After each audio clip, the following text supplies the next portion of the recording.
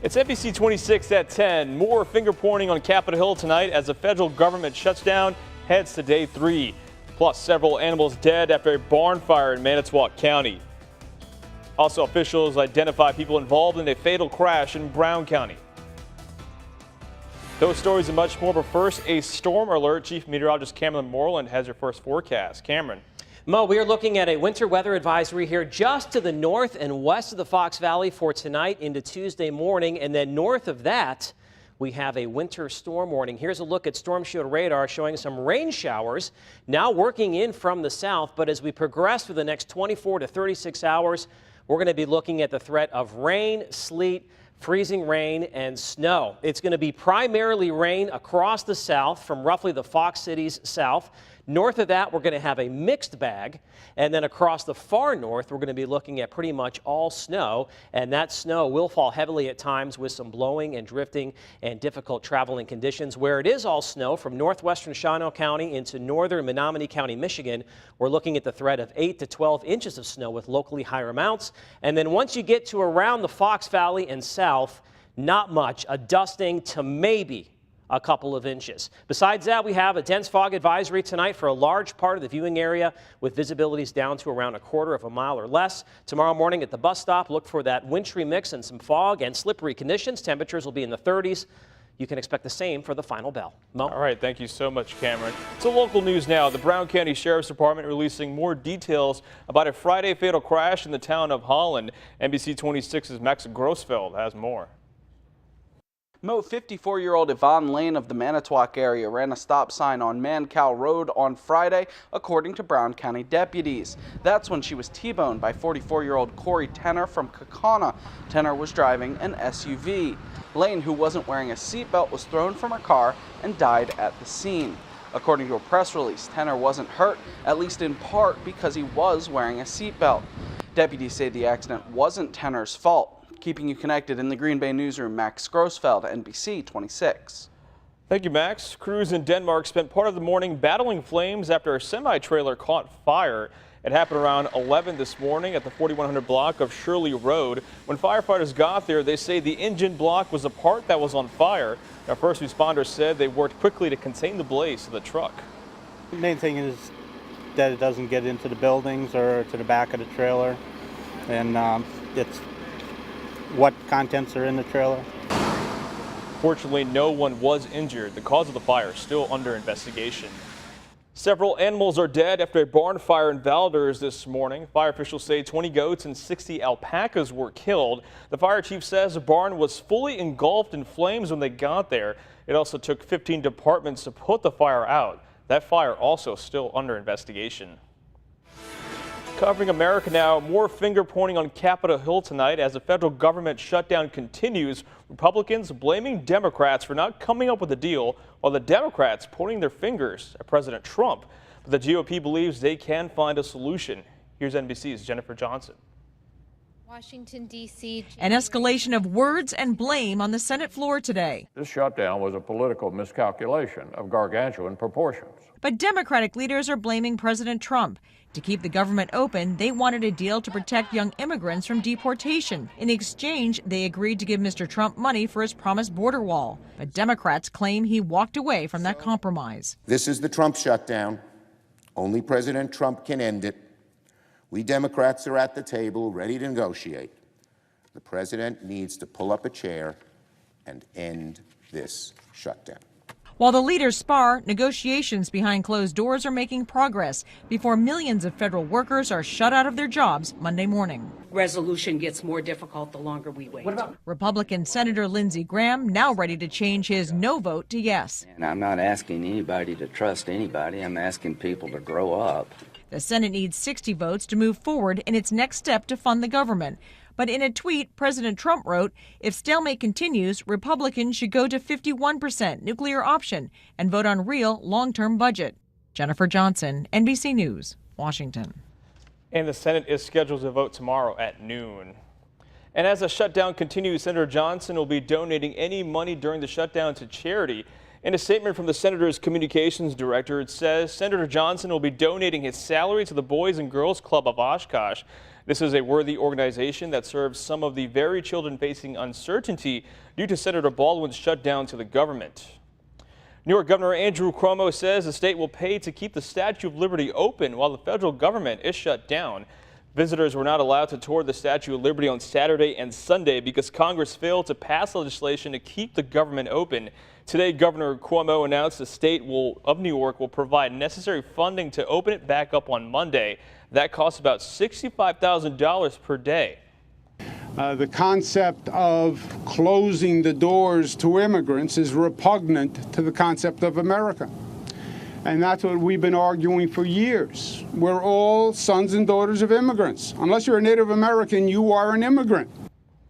And the site was among many federal monuments and national parks that closed at midnight on Friday after lawmakers in Congress failed to pass a bill to keep the government open. Security has been tightened in Israel ahead of Mike Pence's visit. Prime Minister Benjamin Netanyahu said Pence was a great and true friend of Israel.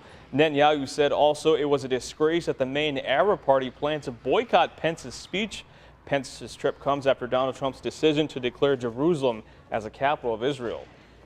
The security measures include undercover units, counterterrorism units, border police, and American security that will be coordinating together.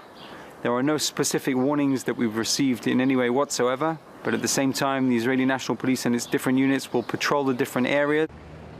And the vice president will meet with Netanyahu in a visit to a Holocaust memorial. Governor Scott Walker announced this week Wisconsin's School Choice Week. More than 500 events are planned this week to spark conversations about the options parents have for their children in school. Events do include rallies, roundtable discussions, and school fairs. There's also no clear answer if House Speaker Paul Ryan will rerun for election. Ryan says that's a decision he always makes with his wife in each and every term before the state's filing deadline, which this year is June 1st. He's a heavy favorite to win this time, but when it comes to the midterms, the odds are usually against the party in power. 2018 marks 8 years since the Supreme Court's decision for Citizens United. Now, one group is working to overturn that federal law. Wisconsin United to Amend held an event called the Unhappy Birthday Party for Citizens United. The case Citizens United versus the Federal Election Commission is a case that made it illegal to limit money provided to political candidates. Group members say the goal is to take money out of politics by getting lawmakers to add a 28th Amendment. It's a good time to look at that because it's so evident right now how much money is influencing our politics in 2017 and 2018. And the group says there are bills in committee that would bring this to the forefront in Wisconsin. Also, some changes up for food safety laws in the Badger State. State agriculture officials say the changes will give the U.S. Food and Drug Administration more say in how food is grown and processed in the state. The agency will also be allowed to recall food. In the bill, water will also be required to rinse off fruits and vegetables. The new rules are set to kick in late this month. Well, still ahead on NBC 26, they look like Tide Pods and you can eat them as well, all thanks to a Kansas donut shop. Check it out after the break. But first, what's that weather going to look like for the rest of the week? Your forecast up next.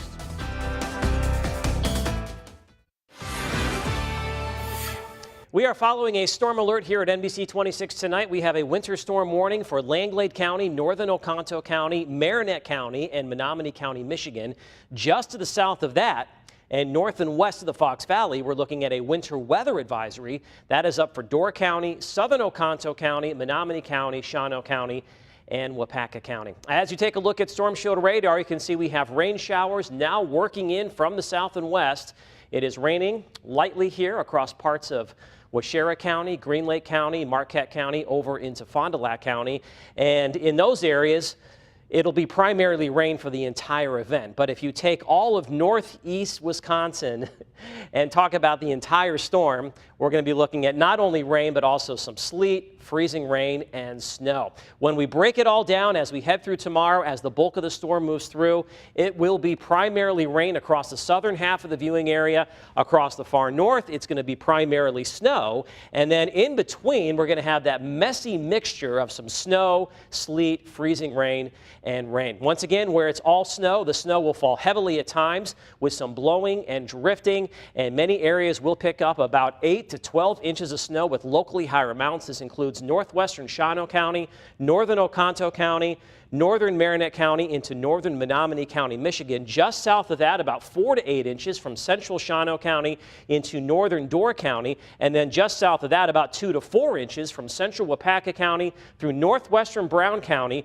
into southern Door County. And then south of that, for much of the viewing area, really the southern half of the viewing area, we're talking about a dusting to perhaps an inch or two if everything can work out just right. This is a big storm. This is the storm we've been talking about for the last several days. We've got winter storm warnings here for northwestern Wisconsin up into the UP, and then off to the south and west, we actually have blizzard warnings here from Minnesota all the way back down into Nebraska as the first real big Colorado low of the winter takes shape here across the central part of the country. You can see moisture streaming north this evening, heavy rain and some thunderstorms, even a couple of tornadoes earlier this evening. On the backside of it, we have heavy snow now falling from western Kansas up into southwestern Minnesota. As you take a look at SkyCast, you can see everything moving to the north. So by 7 o'clock tomorrow morning, snow across the north, rain across the south. There's that mix in between. The warmer air gradually works north throughout the day, lifting the snow farther to the north and also lifting the rain the farther north as well here. You can see from the Fox Valley south and east. And then as cold air starts to wrap back in tomorrow night, everything goes back over to some snow, and then we'll have some on and off snow as we head into Tuesday morning. Now, on top of the wintry mix that's headed our way, we also have a dense fog advisory covering much of the viewing area tonight. The visibility has been very low at times, and that fog will continue throughout the night into tomorrow morning. If you do have to drive, slow down and use those low beam headlights. So your forecast for tonight calls for a wintry mix. We'll have some fog. It'll be dense at times. Overnight lows will be in the lower to mid 30s. Watch out for slippery conditions tomorrow morning.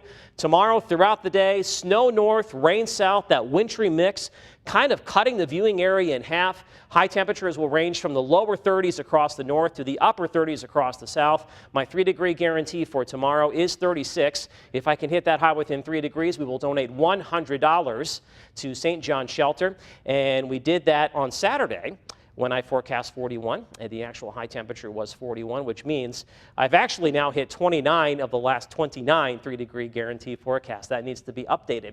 30 degrees on Tuesday, some leftover snow showers early, then quiet weather on Wednesday and Thursday, colder. But look at this, another January thaw heads our way for Friday, with temperatures getting back up into the mid-40s. But before we get there, Mo, we have to deal with this big storm. Meteorologist Michael Fish and Gino Recchia will be all over the storm tomorrow morning from the NBC 26 Weather Center. And like you said, just got to give you the next couple of days, weekend looking nice. That's right. All right, thank you so much, Cameron. Let's still ahead on NBC 26. They look like Tide Pods, and you can eat these, all thanks to a donut shop. Check it out after the break. Welcome back. A donut chain used the latest social media stunt called the Tide Pod Challenge to promote a new kind of donut on Wednesday. Now, as many of you have probably seen, the challenges involve mostly teenagers recording themselves eating the capsules and then posting it on social media. Tiffany Lane has more from Wichita. No, it's not that bad. These guys are talking about the Tide Pod donut they're tasting for the first time. It was an option owners say they wanted to add for the day. We just kind of put out the post as just a funny alternative to a more serious topic. We see so much heavy stuff every day that we're just putting a little lighter approach on a serious subject. And it was a pretty popular decision, according to some people who decided to test it out. I got the Tide Pod donut. I got it because it's a popular trend on Facebook and Twitter. I was like, well, I'm on a diet right now, but I don't think Tide Pod's got carbs in them. Might as well try it. Some even made the trip to the popular donut spot to take home as a gift. My 16-year-old son has been making all these jokes about Tide Pods and showing me all the memes with them. And he saw that they had them here with the donuts. And so I told him I would buy him some. But not all are amused by this imitation capsule. On a post by the donut shop announcing the Tide Pod donut, one person commented, quote, "I'm sad people think this is so funny. So what if there is a size difference? This is bad. Children are going to see these and associate them with the Tide Pods," end quote. Another quote said, quote, "This is uncalled for," end quote. But the owner assures people she's not encouraging people to eat the actual capsules. Hertz Donut Company in general has never really claimed to be a serious business anyways, so we're just kind of poking fun at it and saying, you know, putting out our own little PSA like, eat this, not that. That was Tiffany Lane reporting, and Patterson said they sold more than 50 of the Tide Pod donuts on Wednesday, the only day they were selling them. Also, excitement is building for the Super Bowl. Perhaps as excited as anyone are the volunteers, and training is underway. At Crew 52 Volunteer Headquarters, 10,000 volunteers are coming and going. Each volunteer goes through a training session. More than 1,000 of them will learn what's expected of them during the Super Bowl. There's absolutely no known threats to these events, to the 10 days of festivities, to the Super Bowl. But as we have all seen, as you are all aware, we just want to be proactive. And the Super Bowl is, of course, on February 4th. You can watch it right here on NBC 26. Well, speaking of sports, thank you for spending your Sunday night with me. Stick around for Sports Rewind. Chris Barrier is here.